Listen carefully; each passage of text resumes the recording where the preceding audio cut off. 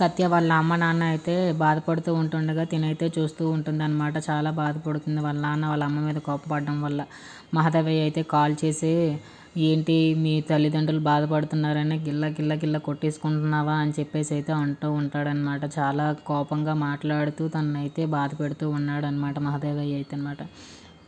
తినైతే నువ్వు చేసావా అని ఈ పథకం అన్నట్టుగా తనైతే అనుకుంటూ ఉంటుంది మనసులోనే అనమాట.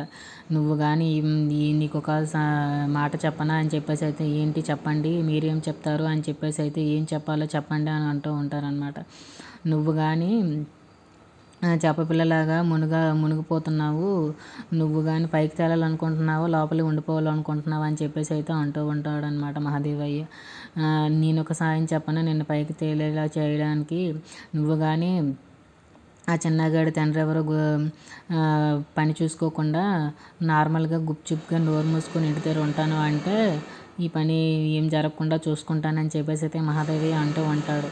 చిన్నగాడి తండ్రి ఎవరు వెతకడం మానేసి నార్మల్గా ఉంటాను అని అంటే నిన్ను కాపాడుతాను అని చెప్పేసి అయితే అంటూ ఉంటాడు. If you like this video please like share subscribe.